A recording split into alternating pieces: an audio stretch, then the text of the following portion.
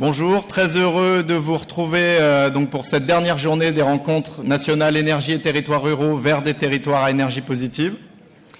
Je suis toujours Yannick Régnier, responsable de projet au clair. J'ai animé la plénière du mercredi pour celles et ceux qui n'étaient pas présents et je vais vous accompagner cette matinée aussi pour cette plénière de clôture.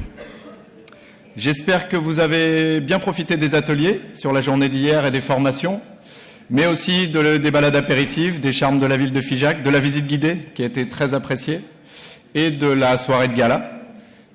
Pour ma part, j'en ai profité, ma voix est un tout petit peu éraillée, mais je pense que ça devrait quand même ne pas m'empêcher de faire mon travail de ce matin.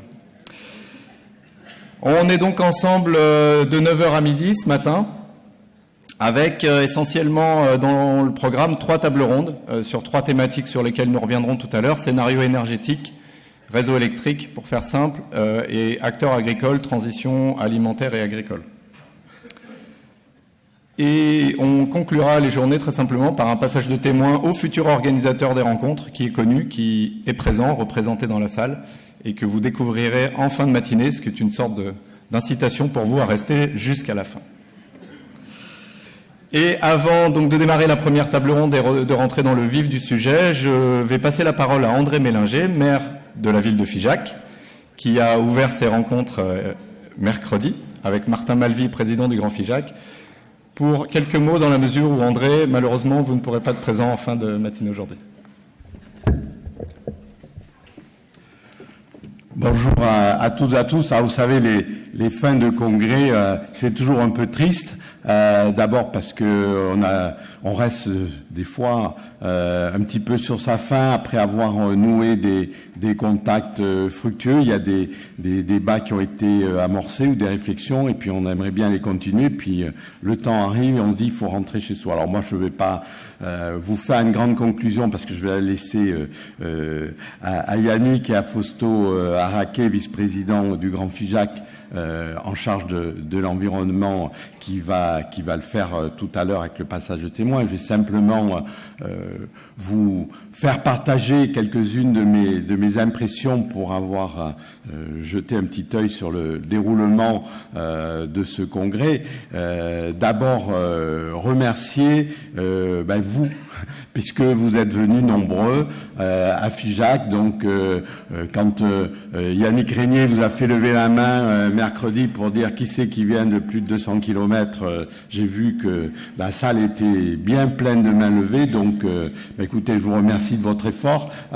Figeac est une ville qui se mérite, vous avez compris, il faut venir jusqu'à nous, mais bon, j'espère que vous n'avez pas été déçus du voyage. Bon, deuxième conclusion, puisqu'effectivement l'intérêt s'est encore renouvelé au cours de ces 7e assises pour les énergies renouvelables et donc l'intérêt que à la fois les collectivités, les associatifs, les entreprises qui travaillent dans le domaine des énergies manifestent en venant en étant les partenaires de ces assises. Je pense que le nombre aujourd'hui qui est légèrement supérieur à celui de l'année dernière et qui, j'espère, sera encore dépassé l'année prochaine, montre bien que nous sommes dans des sujets qui préoccupent tout le monde.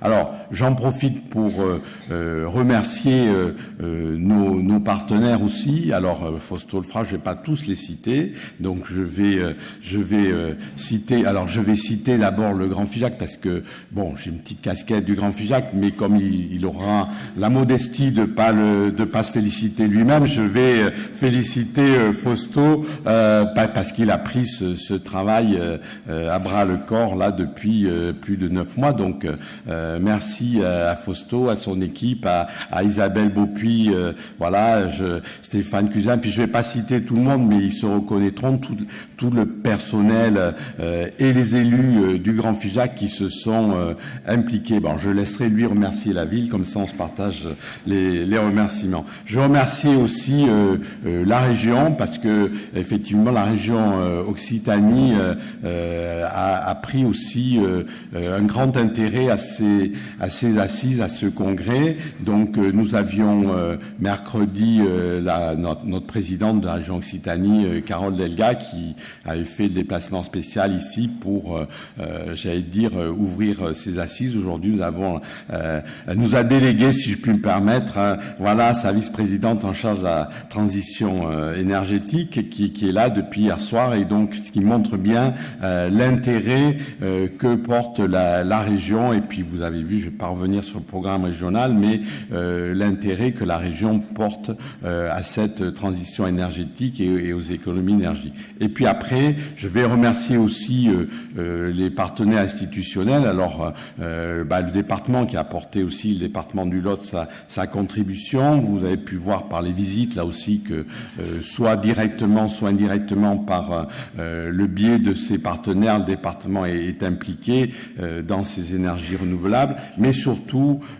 avoir une mention spéciale, parce que là aussi Yannick Régnier ne pourra pas se remercier lui-même pour l'organisation qu'il a su mettre en place avec Leclerc, parce que vous avez vu, c'est du millimétré. Voilà, alors il y a du travail de terrain, mais voilà, il nous a mis la pression là depuis un an, depuis que je le connais. Voilà, donc il nous a mis une pression pour que ça soit fait comme ça doit être, et j'espère que vous n'avez pas été déçus et que l'organisation, les sujets traités, les tables rondes, les intervenants. Moi, j'ai une petite pensée pour ceux qui sont pas là, c'est-à-dire tous nos intervenants qui sont par Skype en vidéoconférence, qui ont été présents là et qui donc ont pris aussi de leur temps. Et puis la technique, c'est ça aussi, c'est les énergies renouvelables, c'est aussi mettre la technique et les énergies, j'allais dire, numériques au service des énergies tout court. C'est pour ça que c'est bien aussi qu'on ait des opérateurs de réseau comme Enedis qui tout à l'heure vont nous en parler, parce que produire de l'énergie verte, c'est bien, mais il faut quand même la distribuer, ou se la distribuer entre nous. Et je terminerai mes propos en ayant un petit j'allais dire, retour sur les ateliers d'hier sur la démocratie participative, c'est-à-dire comment on peut faire accepter un projet aux populations. Je crois que effectivement, on en parlait un petit peu hier soir autour du buffet, que un des enjeux principaux qui se posent à nous, élus, mais aussi aux porteurs de projets, qu'ils soient coopératifs, associatifs ou privés, c'est d'arriver à faire porter un projet par la population qui est autour. Alors, c'est toujours facile de dire moi je veux l'énergie verte, mais après si on rajoute ah oui mais l'éolienne je la veux pas à côté de chez moi, on voit bien qu'on est dans une impasse. Donc toute la problématique, c'est effectivement d'arriver à associer les personnes qui vont être, j'allais dire, en première ligne en tant qu'habitants du territoire. Et donc je crois que ça a bien été développé, qu'il faut que cette acceptabilité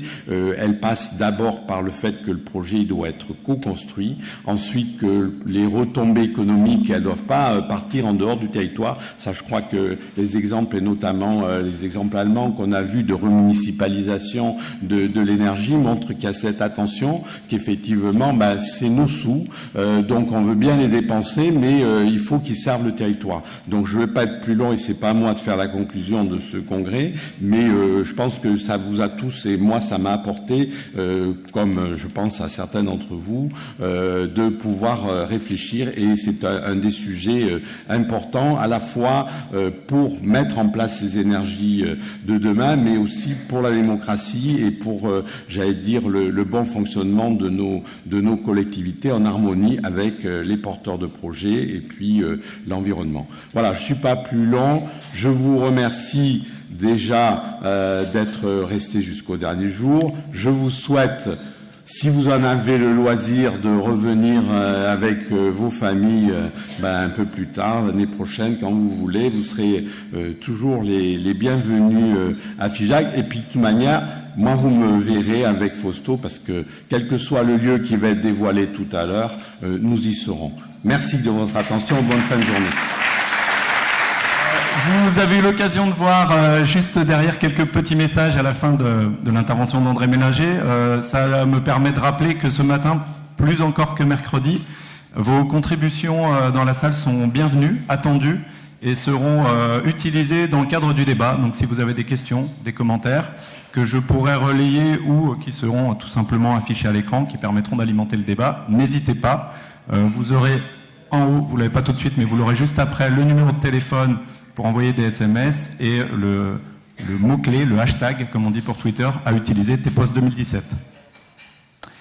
Et juste une information, en parallèle, la salle est un tout petit peu moins fournie que mercredi. J'ai oublié de mentionner que ce matin, nous avons aussi 3 séquences en parallèle de la plénière qu'on qualifie de labo sur 3 heures, sur 3 thématiques exploratoires. On est vraiment sur une logique plus encore peut-être qu'hier de groupes de travail, construction. Donc voilà, c'est une des raisons. Il y a encore beaucoup de gens sur FIJAC, mais les gens sont aussi un tout petit peu répartis aujourd'hui.